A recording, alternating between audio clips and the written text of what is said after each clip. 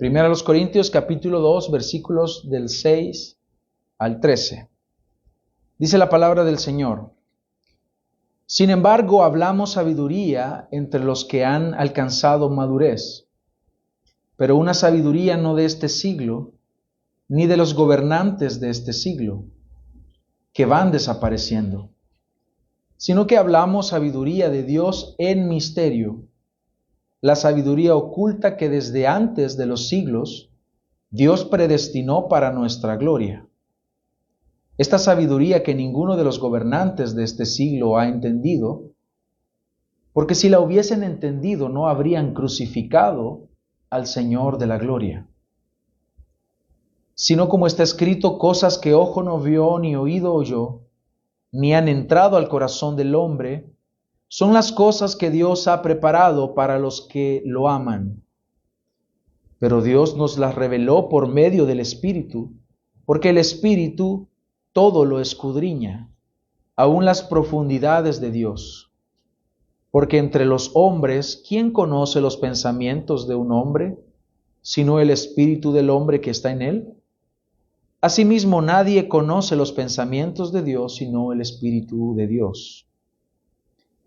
Y nosotros hemos recibido no el espíritu del mundo, sino el Espíritu que viene de Dios, para que conozcamos lo que Dios nos ha dado gratuitamente, de lo cual también hablamos, no con palabras enseñadas por sabiduría humana, sino con las enseñadas por el Espíritu, combinando pensamientos espirituales con palabras espirituales. Oremos, hermanos, que Dios bendiga su palabra esta mañana. Padre, te damos las gracias por esta oportunidad muy especial de congregarnos, de que tu pueblo se reúna para adorarte.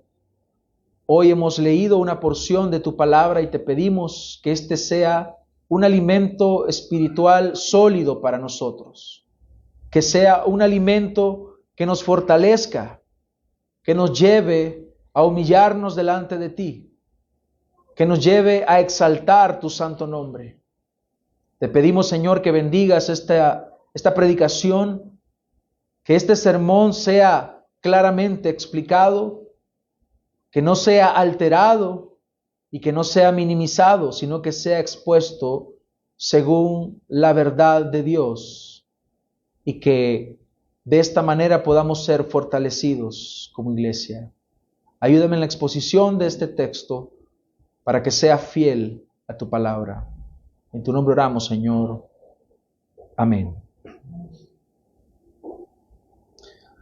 Bien, es importante seguir teniendo en cuenta el contexto y por qué estas palabras están escritas acá, de manera que no es que de pronto el apóstol quiso hablar de algo diferente, porque a veces parece que es de esta manera cuando no tomamos en cuenta el contexto.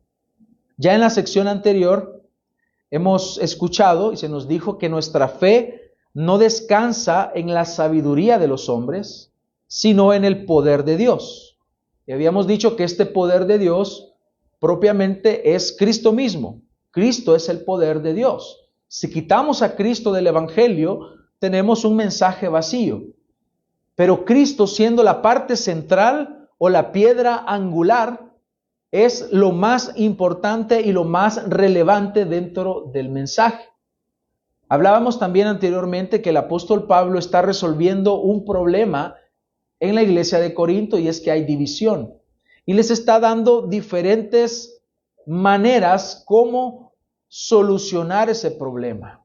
Ya habíamos hablado de que la principal o la primera solución para aquel problema de división es el Evangelio. Ahora vamos a pasar a hablar algo relacionado al Evangelio. De hecho, es una otra manera de expresarlo, solo que ahora lo dice en forma de sabiduría de Dios en misterio.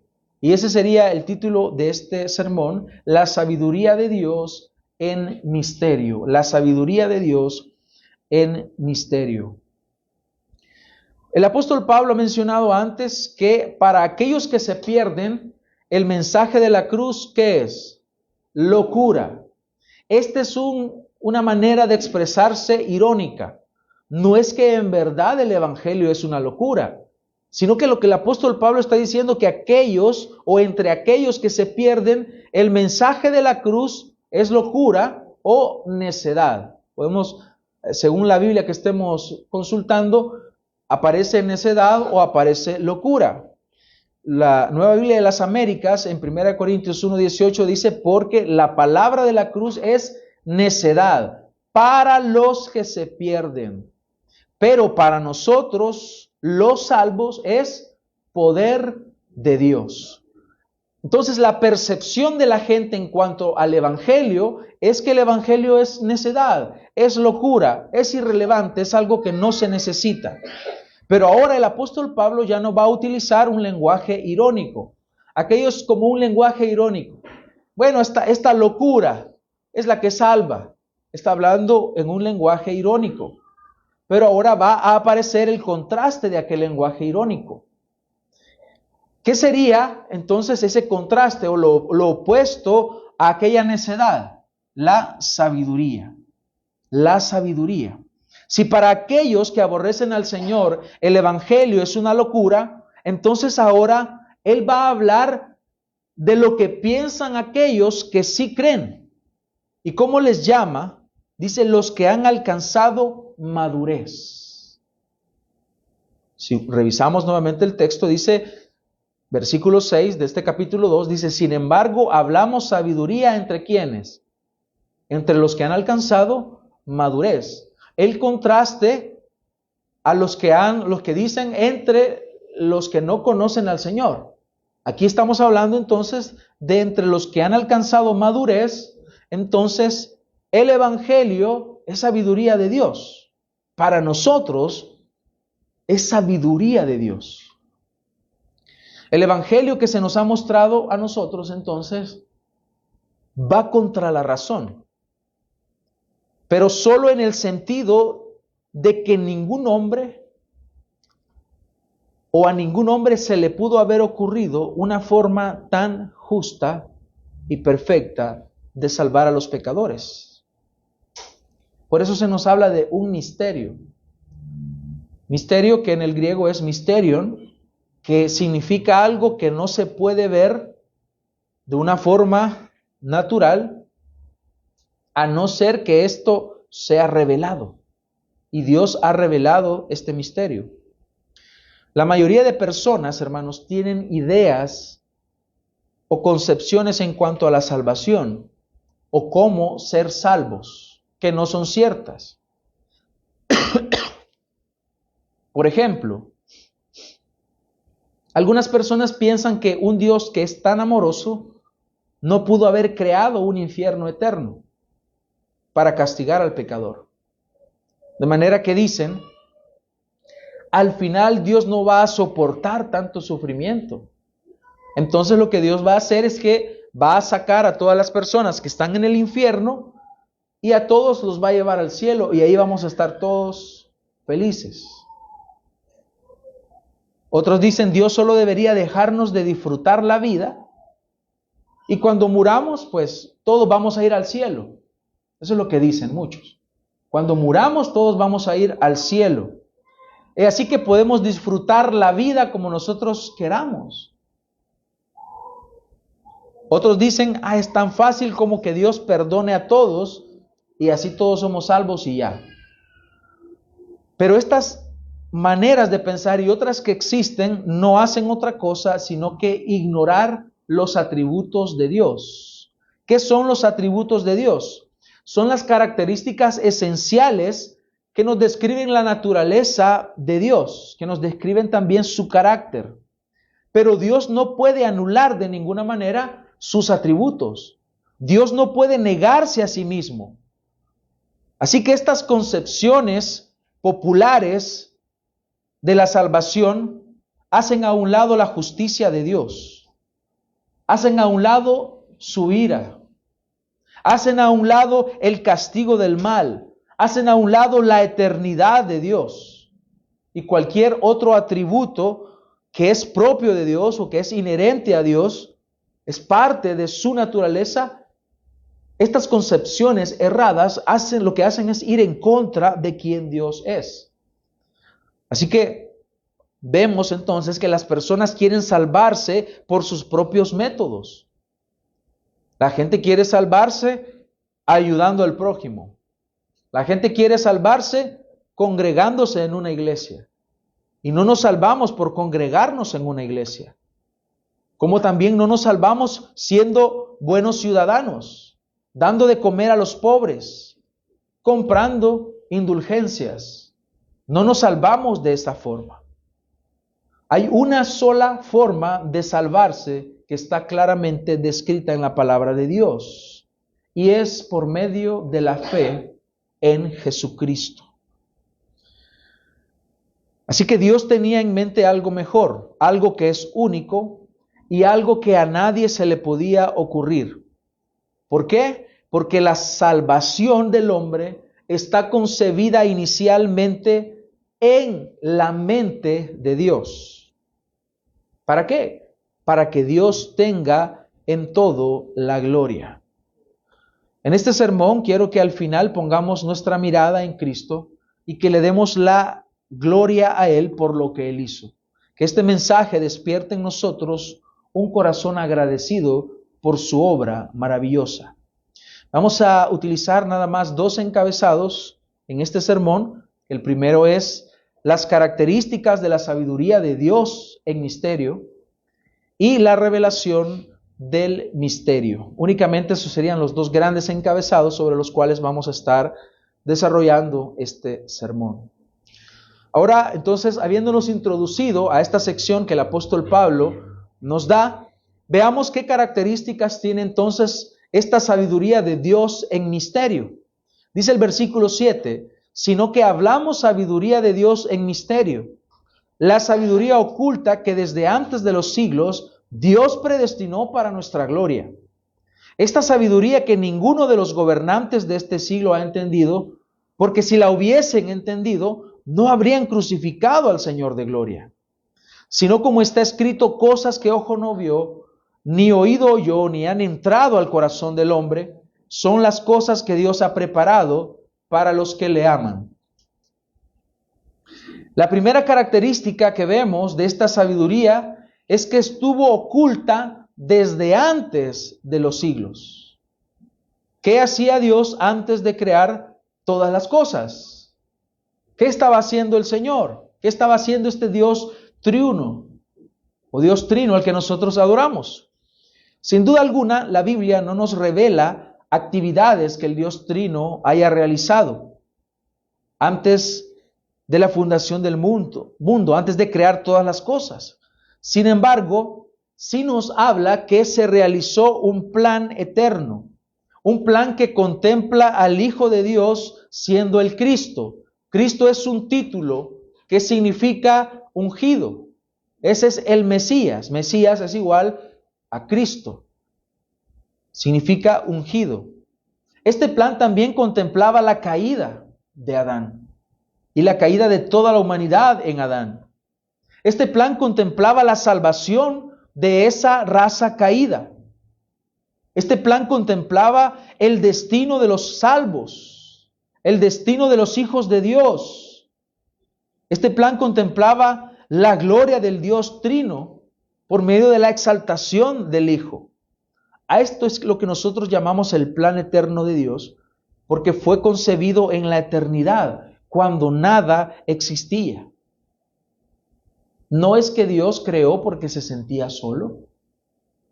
No es porque Dios creó porque Él consideraba que le faltaba algo. No es que Dios creó porque Él se consideraba infeliz. No, sino que todo está concebido como un plan desde antes de la fundación del mundo para la gloria de Dios. Dios no es que era infeliz, como lo dijo este falso maestro llamado Cash Luna, que Dios prefiere existir con nosotros que sin nosotros, y por eso Él creó. No, hermanos, Dios es feliz. Él no nos necesita a nosotros. Entonces todo esto está planificado desde antes de la fundación del mundo. Es un privilegio que hayamos sido llamados a la vida. Un privilegio que el Señor nos ha dado. Y dentro de este privilegio, un privilegio más grande, ser hechos hijos de Dios, porque no lo merecemos. Por lo tanto, hermanos, comprendemos entonces que Dios no inventa sobre la marcha.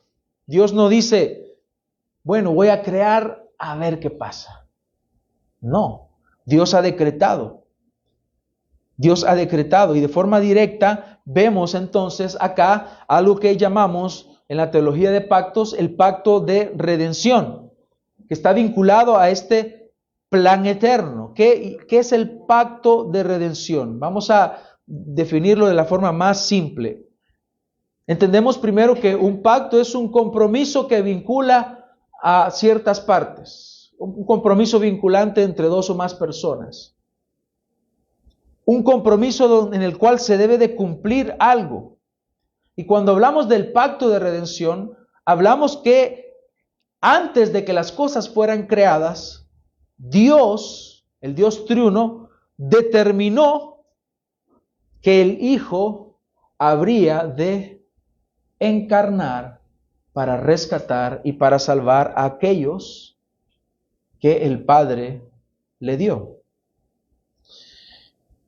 Veamos, por ejemplo, Juan 17:1. Dice, estas cosas habló Jesús y alzando los ojos al cielo dijo, Padre, la hora ha llegado, glorifica a tu Hijo para que el Hijo te glorifique a ti. Por cuanto le diste autoridad sobre todo ser humano, para que Él dé vida eterna a todos los que le has dado. Y esta es la vida eterna, que te conozcan a ti, el único Dios verdadero, y a Jesucristo, a quien has enviado. Yo te glorifiqué en la tierra, habiendo terminado la obra que me diste que hiciera. ¿Cuándo se la dio? ¿Cuándo le dio esa obra? ¿Cuándo le dio a esas personas? ¿En qué momento sucedió?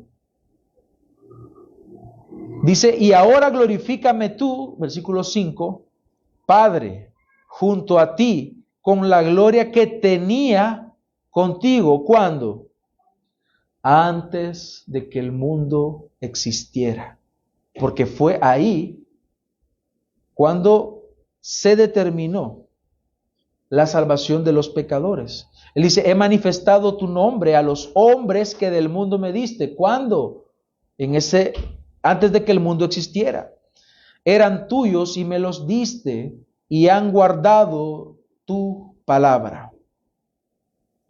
Ahora han conocido que todo lo que me has dado viene de ti, porque yo les he dado las palabras que me diste y las recibieron y entendieron que en verdad salí de ti y creyeron que tú me enviaste. Hermanos, esto es lo que para el mundo es locura. Esto, hermanos, es la sabiduría de Dios. Esto fue concebido en la profundidad de la mente de Dios, no en la sabiduría de los hombres. Por eso esto estaba oculto. Estaba oculto este misterio. Pero ahora, hermanos, ha sido revelado. Ya vamos a ver a quiénes. La otra característica que vemos de esta sabiduría de Dios en misterio es que es predestinada. Es predestinada para nuestra gloria. Ha sido predestinada. Como le decía, Dios no va inventando en la marcha. Él no es como nosotros. Vamos a ver qué sale. Él no dice eso. Él ha decretado todas las cosas. Romanos 8:29 nos recuerda esto. Dice, porque a los que de antemano conoció, también los predestinó a ser hechos conforme a la imagen de su Hijo, para que Él sea el primogénito entre muchos hermanos. A los que predestinó, a esos también llamó. A los que llamó, a estos también justificó. A los que justificó, a esos también glorificó. Así que la manifestación de esta sabiduría de Dios implica que es para que nosotros seamos hechos conforme a la imagen gloriosa de Jesucristo. Esta gloria ha sido predestinada para nosotros desde antes. Es decir, la sabiduría de Dios en misterio implicaba nuestra glorificación, nuestra salvación. Pero dentro de la sabiduría de Dios, ¿qué está implícito aquí? Que usted y yo tengamos un día cuerpos glorificados. No solamente está dicho en forma de simple de decir, bueno, los voy a salvar. No, sino que implica la gloria de los que el Padre ha elegido. Así que la manifestación de esta sabiduría implica nuestra gloria, nuestra salvación, ser finalmente conformados a la imagen de Cristo. En tercer lugar, esta característica, otra característica de la sabiduría de Dios en misterio, es que está alejada del entendimiento de los gobernantes. Dice el versículo 8, esta sabiduría que ninguno de los gobernantes de este siglo ha entendido. Porque si la hubieran entendido, no habrían crucificado al Señor de gloria. Los gobernantes de quienes está hablando acá, específicamente es a aquellos que participaron en la crucifixión. Encontramos aquí a las autoridades de Roma. Encontramos aquí a las autoridades religiosas judías. Los gobernantes a quienes hace alusión entonces es a los príncipes, reyes, autoridades y ancianos involucrados en la muerte del Señor. El apóstol Pedro en Hechos de los Apóstoles, capítulo 2, versículo 22, dice, hombres de Israel, escuchen estas palabras. Jesús, el Nazareno, varón confirmado por Dios entre ustedes, con milagros, prodigios y señales que Dios hizo en medio de ustedes a través de él, tal como ustedes mismos saben, este fue entregado por el plan determinado y el previo conocimiento de Dios. Vea esto. Dice que fue entregado ¿por quién? Por Dios. Dice por el plan determinado. ¿Qué plan? El plan eterno de Dios. Ese plan que fue concebido antes de que el mundo existiera. Este fue entregado por el plan determinado y previo conocimiento de Dios. Pero ¿quiénes fueron los autores materiales de esto? Continúa diciendo, y ustedes lo clavaron en una cruz por manos de impíos y lo mataron. Pero Dios lo resucitó poniendo fin a la agonía de la muerte, puesto que no era posible que él quedara bajo el dominio de ella. Aquellos príncipes, aquellos gobernantes creían que actuaban sabiamente. Ellos creyeron que estaban derrotando a un movimiento revoltoso, un movimiento, un grupito que les causaba problemas. Pero no sabían que por aquella muerte Dios traería vida a sus hijos. En Oseas 13:14 dice, de la mano del Seol los redimiré, los libraré de la muerte. Oh muerte, yo seré tu muerte y seré tu destrucción, oh Seol. La compasión será escondida de mi vista. Hermanos, Cristo triunfó sobre el mal. Cristo triunfó en la cruz. Por eso aquellos gobernantes no tenían ese entendimiento y les era imposible ver lo que estaba sucediendo. Por eso era un misterio, algo que estaba oculto. Colosenses 2:15 nos habla acerca de esta victoria. Dice, y habiendo despojado a los poderes y autoridades, hizo de ellos un espectáculo público, triunfando sobre ellos por medio de él. De la manera menos pensada. De la manera menos pensada. Hermanos, de la manera menos pensada, Dios derrotó a sus enemigos. de la manera menos pensada, Dios derrotó a nuestros enemigos. De la manera menos pensada, Dios salvó a la humanidad por medio de Noé en el arca. De la manera menos pensada, Dios evitó la propagación del mal en Babel, confundiendo las lenguas. De la manera menos pensada, Dios guardó a los hijos de Jacob de la destrucción, enviando a José a Egipto. De la manera menos pensada, Dios derrotó al faraón, sacando a Israel de la esclavitud de Egipto.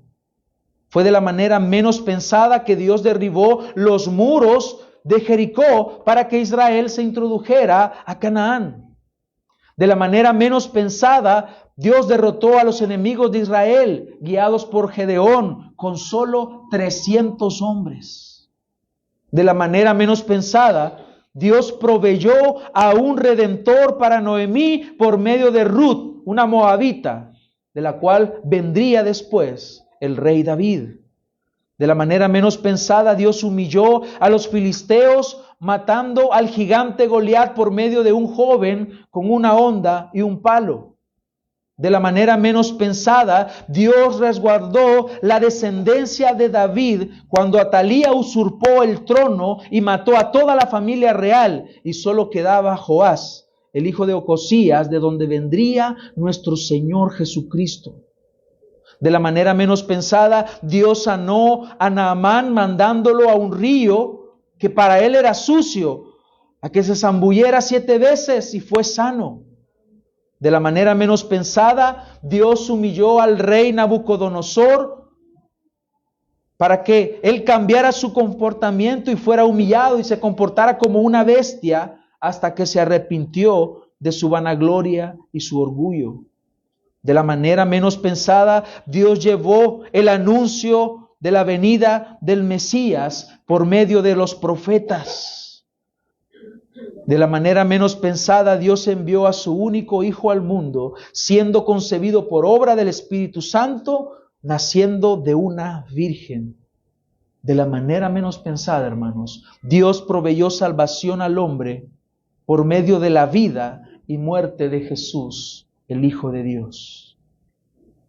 Dios entonces obra de maneras únicas, creativas y menos esperadas. ¿Por qué? Porque nadie puede frustrar el decreto de Dios. Nadie. El Señor obra de esta manera. Hermanos, esto estuvo oculto, era un misterio. Y la otra característica que vemos, hermanos, de esta sabiduría de Dios en misterio, es que está preparada ¿para quiénes? Para los que le aman. Dice el versículo 9, sino como está escrito, cosas que ojo no vio, ni oído oyó, ni han entrado al corazón del hombre, son las cosas que Dios ha preparado para los que le aman. Este texto es uno de los más mal interpretados hoy en día, porque los falsos maestros lo usan para promover que la gente se ilusione de promesas que Dios no ha hecho. Cosas que ojo no vio ni oído oyó son las que Dios ha preparado para ti, le dicen a la gente. Dios tiene un negocio nuevo. Dios tiene para ti una gran bendición. Te van a ascender en el trabajo. El Señor ha dicho que te va a sanar. El Señor ha dicho que tendrás una casa nueva. El Señor ha dicho que te va a dar esa mujer que deseas. Ese hombre que buscas, el Señor te lo va a dar. Cosas que ojo no vio, Él ha preparado. Hermanos, cuando consideramos este texto en su contexto, no podemos decir que está hablando acerca de eso. ¿Qué es lo que el Señor ha preparado? La revelación de ese misterio. ¿Para quiénes? Para los que le aman. En el contexto real, ¿qué significa estas cosas que ojo no vio? Y lo que está citando aquí el apóstol Pablo es Isaías 64:4. Pero en el contexto real de lo que está diciendo ahora el apóstol, es que eso que estaba oculto, que ahora es revelado, es el entendimiento del misterio de Dios, es decir, su sabiduría revelada en la salvación del hombre. Hermanos, lo que nunca ningún ojo vio fue al Dios invisible, encarnado, manifestando la buena noticia del Evangelio, salvando a los pecadores. Lo que nunca ningún ojo vio es la forma sabia en la cual Dios había determinado salvar a los pecadores. Es un tesoro invaluable dado a los hombres. Es un tesoro que nosotros los creyentes anunciamos para que otros puedan ser salvos. No es lo que muchos dicen hoy en día. Cristo no padeció y murió para que andemos presumiendo un Rolex, un Tesla, un jet privado, una casa en el lugar más prestigioso. Pero hoy en día se ha reducido el Evangelio a esas mentiras. Pero lo que sí el Señor había dispuesto es que nosotros le conociéramos a Él. Un grupo de pecadores insignificantes que entiendan que son pecadores y que Cristo perdona sus pecados. ¿Pudieron entender eso aquellos gobernantes? ¿Pudieron entender eso los reyes, los líderes religiosos? No. Así que esto me lleva a la segunda parte de este sermón, que es la revelación entonces de este misterio. ¿Cómo es que usted que está hoy aquí sentado entiende este misterio? Claro, yo lo estoy hablando en términos de misterio porque es la manera en la cual lo ha descrito el apóstol. Pero para usted ya no es un misterio. Para usted ha sido revelado. Es lo que está diciendo el apóstol, versículo 10. Pero Dios. ¿Quién? Dios. ¿Quién lo reveló? Dios. Dice, Dios nos las reveló por medio del Espíritu. Porque el Espíritu todo lo escudriña, aún las profundidades de Dios. Luego va a justificar su razonamiento. ¿Cuál es el razonamiento principal? Que Dios nos reveló el misterio por medio del Espíritu Santo. ¿Y por qué el Espíritu? Porque por eso es que va a justificar su proposición. ¿Cuál es la proposición del apóstol Pablo? Que los hijos de Dios han recibido la revelación de este misterio por medio del Espíritu Santo. ¿Por qué? Porque resulta que el Espíritu Santo todo lo conoce, todo lo escudriña, aún las profundidades de Dios. Luego da el ejemplo. El ejemplo es, porque entre los hombres, ¿quién conoce los pensamientos de un hombre, sino el espíritu del hombre que está en él? ¿Puede usted conocer los pensamientos de la persona que está a su lado? No. Esos pensamientos solo las conoce la persona. Es lo que está diciendo. Entonces, el Espíritu de Dios es el que conoce. Por lo tanto, Él es el que revela. Conocemos entonces lo que Dios nos ha querido revelar por parte del Espíritu Santo. Ahora en el 12 dice, y nosotros hemos recibido no el espíritu del mundo, sino el Espíritu que viene de Dios para que conozcamos lo que Dios nos ha dado gratuitamente. ¿A dónde se paga para recibir esa revelación? Puede decir alguien. No, esto es gratis. Es por la gracia de Dios. ¿Quién ha hecho posible entonces esto? Dios. Dios ha querido revelar este misterio. 13, de lo cual también hablamos, no con palabras enseñadas por sabiduría humana, sino con las enseñadas por el Espíritu, combinando pensamientos espirituales con palabras espirituales. Vamos entonces en orden a desglosar estos textos. En primer lugar, ¿qué es lo que vemos? Que Dios tiene la iniciativa. Por lo tanto, el orgullo del hombre anulado. destruido. Dios no quiere que usted se gloríe, y lo ha venido diciendo el apóstol. Todo orgullo en cuanto a la salvación debe de quedar anulado. Todo creyente debe de ser humilde.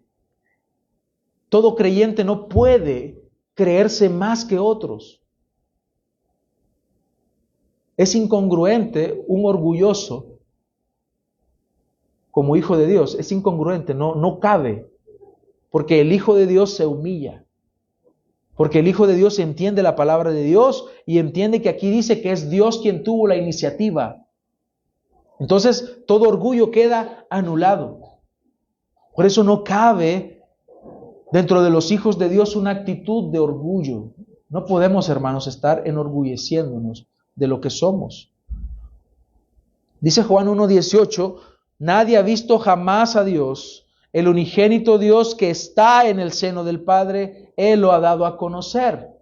Es Él quien se ha dado a conocer. Y lo que conocemos de Dios solamente es aquello que Él ha determinado revelar.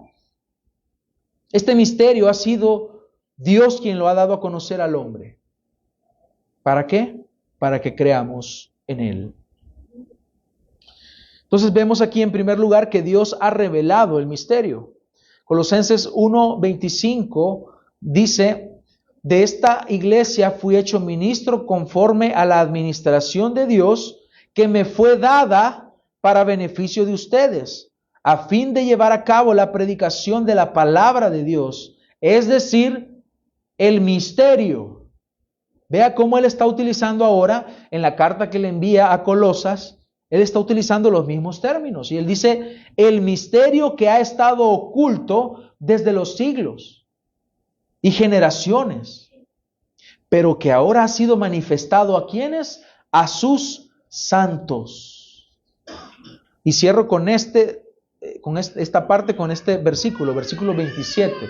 Dice, a estos Dios quiso dar a conocer cuáles son las riquezas de la gloria de este misterio entre los gentiles, que es Cristo en ustedes, la esperanza de gloria. Fue Dios quien quiso dar a conocer las riquezas de la gloria de Dios, que era un misterio. Así que es iniciativa de Dios. Nuestro deber es, hermanos, predicar, es enseñar, es llamar al arrepentimiento, pero quien hace la obra es el Espíritu Santo. Y eso nos lleva a la otra parte. ¿Quién es entonces el agente revelador? ¿Quién es el que revela? Es el Espíritu Santo de Dios. Eso nos dice el texto, versículo 10. Pero Dios nos la reveló por medio del Espíritu. Nos recuerda Ezequiel 36:26 que nos dice, además les daré un corazón nuevo. Y ahora hagámonos esta pregunta, ¿qué ha sucedido en mí que he creído? Aquí lo responde la Biblia. Dice que les daré un corazón nuevo y pondré un espíritu nuevo dentro de ustedes. Quitaré de su carne el corazón de piedra y les daré un corazón de carne. Pondré dentro de ustedes mi espíritu y haré que anden en mis estatutos y que cumplan cuidadosamente mis ordenanzas. ¿Se da cuenta que esto ha sucedido en el creyente? ¿Por qué el creyente no es esclavo del pecado? Porque el Espíritu de Dios mora en él. Porque el Espíritu Santo dice, y haré. ¿Quién hace que usted ande en los caminos del Señor? ¿Quién hace que usted ame su palabra? ¿Quién hace que usted tenga el deseo de amarlo a Él? O pueda amarlo a Él. El Espíritu Santo. Dice, y haré que cumplan cuidadosamente mis ordenanzas. Habitarán en la tierra que di a sus padres, y ustedes serán mi pueblo y yo seré su Dios. Los libraré de todas sus inmundicias, llamaré al trigo y lo multiplicaré y no traeré hambre sobre ustedes. Y multiplicaré el fruto de los árboles y el producto del campo para que no reciban más el oprobio del hambre entre las naciones. Entonces se acordarán de sus malos caminos y de sus obras que no eran buenas.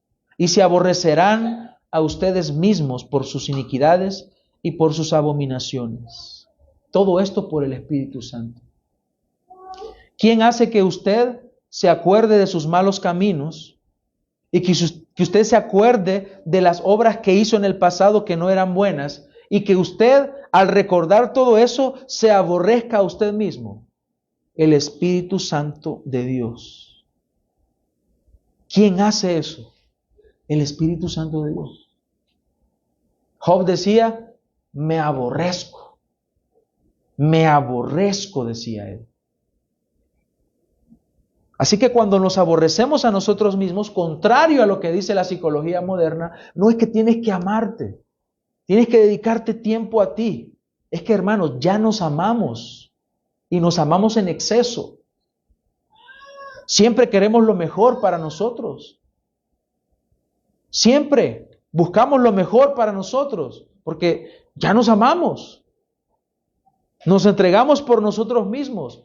Lo que Dios quiere es que nos aborrezcamos. ¿En qué sentido? En que nos entreguemos al servicio de Dios. En que dejemos de amarnos a nosotros para que amemos al prójimo, para que amemos a Dios. Dios quiere que nos quitemos del centro nosotros mismos y que ahí ocupe el lugar Dios, porque a Él le corresponde. Vean cómo está establecido en forma de promesa: cuando el Espíritu Santo more en ustedes, cuando mi Espíritu esté en ustedes, entonces van a acordarse que hicieron lo malo, se van a aborrecer, porque es la obra que Dios hace en el hombre. El Espíritu Santo de Dios, Él es el que nos revela el Evangelio. Y el Evangelio tiene una mala noticia ahí, y es que somos pecadores. A muchos les gusta decir, yo evangelizo y le digo al mundo, Dios te ama. Dios te ama, Dios te ama, Dios te ama. Ese no es el Evangelio. El Evangelio, vemos en la palabra de Dios, que está expresado con una parte en la cual hay condena. Hay pecado para el hombre, condenación para el hombre, castigo para el hombre. A menos que el hombre pueda ver su necesidad, pueda ver su miseria, entonces va a haber una buena noticia, y es que hay un Salvador para los pecadores. Es el Espíritu Santo de Dios entonces quien obra en nosotros.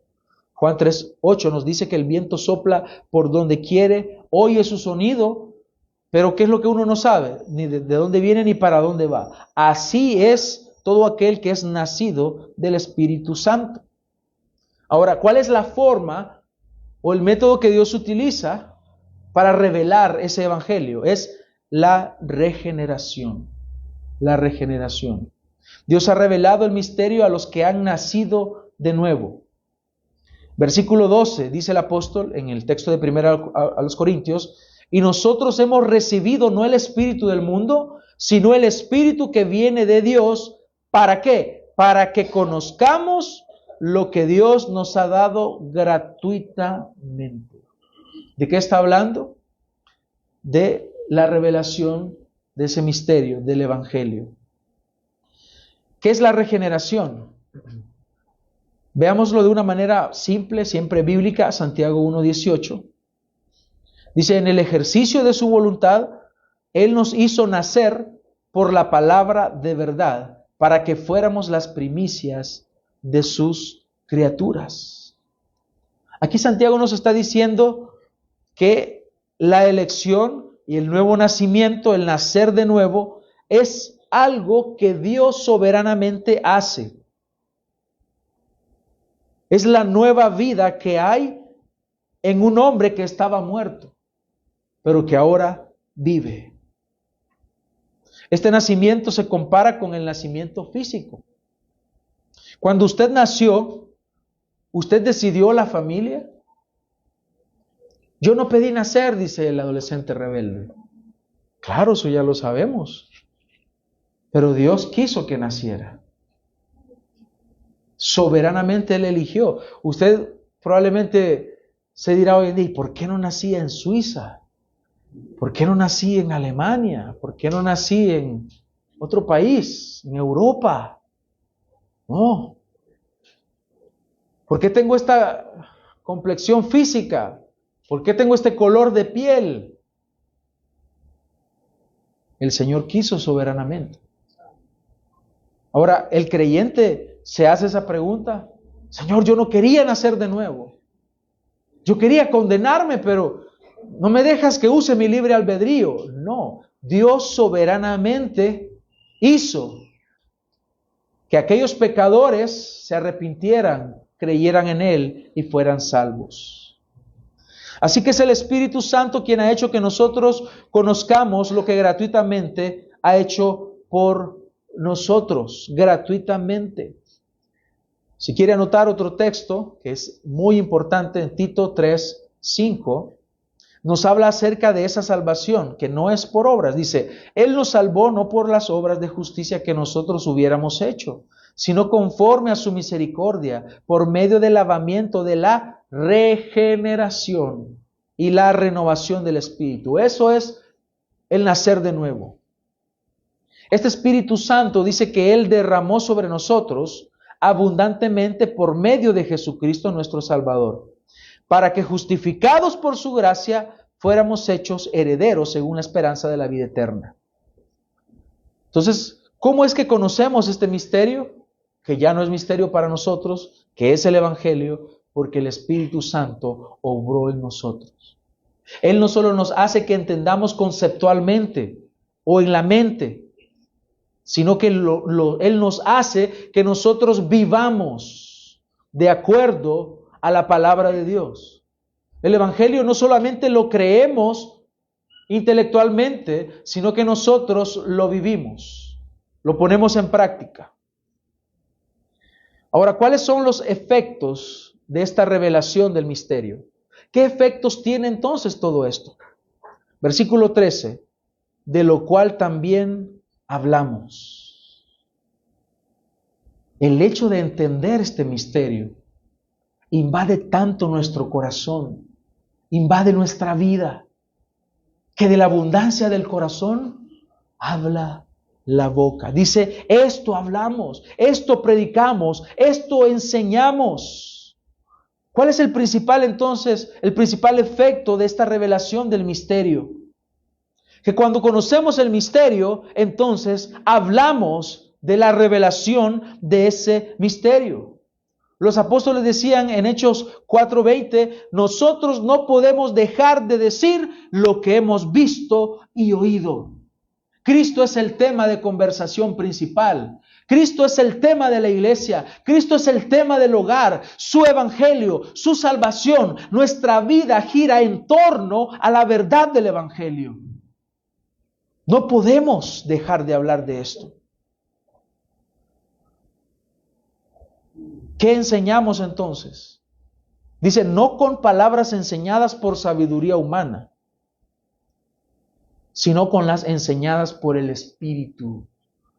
Ahora, habiendo sido regenerados por el Espíritu, ¿qué saldrá de nuestra boca? Las palabras enseñadas por el Espíritu.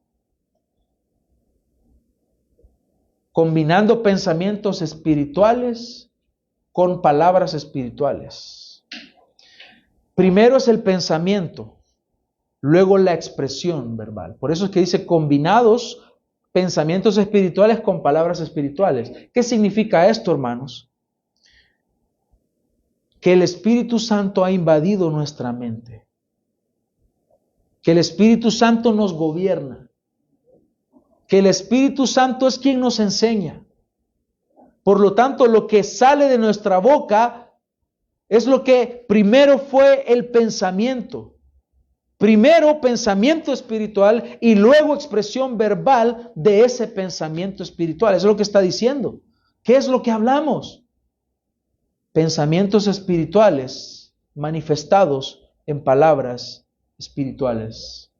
¿Por qué utiliza espirituales? Porque se refiere a que proviene del Espíritu de Dios que mora en nosotros.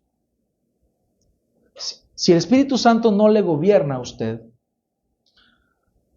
de su boca no saldrá otra cosa, sino que sabiduría humana,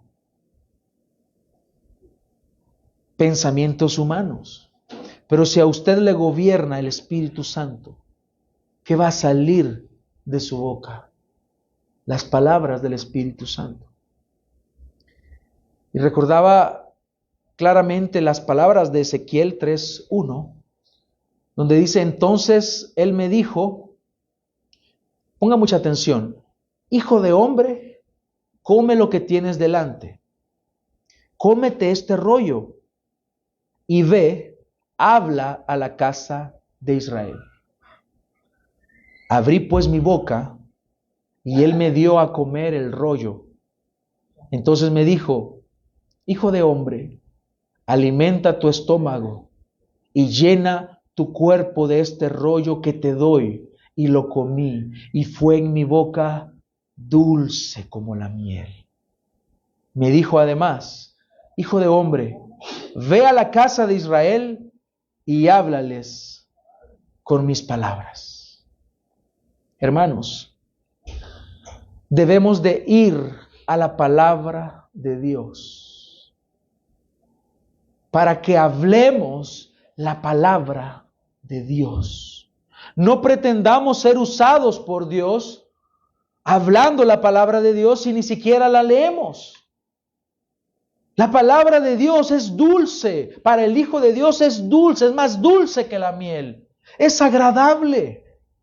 Y justamente es lo que después debemos de enseñar y debemos de predicar. Por eso luego de que comió el rollo, es decir, luego de que comió la palabra de Dios, luego de que comió las palabras de Dios y que fueron dulces a su paladar, le dice: entonces ya has comido, ya has alimentado tu estómago, has llenado tu cuerpo de este rollo que te doy. Entonces ve, predica a la casa de Israel, predica a los rebeldes, predica a los enemigos de Dios, predica a aquellos que se oponen a la verdad. Habiendo recibido entonces la revelación del Evangelio, hermanos, prediquemos el Evangelio.